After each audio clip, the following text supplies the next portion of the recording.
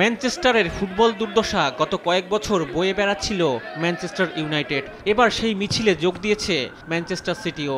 English ফুটবলের সফল দুই ক্লাবের ব্যর্থতার গল্প এবারের মৌসুম।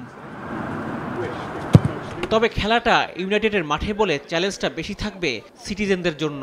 যদিও শেষ 5 ডার্বির 3টিতে জিতেছে তারা। এবারের মৌসুমে কেউই নেই সেরা 3-এ। 30 ম্যাচে 51 পয়েন্ট নিয়ে সিটি আছে 5-এ, আর ইউনাইটেডের অবস্থা আরও খারাপ, 37 পয়েন্ট নিয়ে আছে 13 নম্বরে। নতুন কোচ রুবেন আমোরিম প্রথম ম্যানচেস্টার ডার্বি জিতেছেন সিটির মাঠে।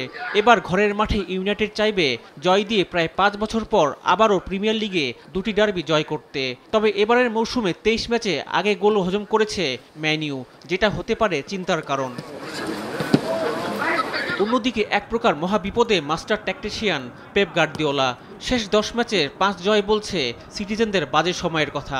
পরবর্তী মৌসুমের চ্যাম্পিয়ন্স লিগে খেলতে হলে প্রতিটি ম্যাচই জিততে হবে সিটিজেনদের। ইনজুরির কারণে খেলা নিয়ে শঙ্কা রয়েছে ম্যান ইউর ডিলিটের, আর ইনজুরি থেকে মিডফিল্ডার মাইনো ফিরলেও খেলা নিয়ে রয়েছে শঙ্কা।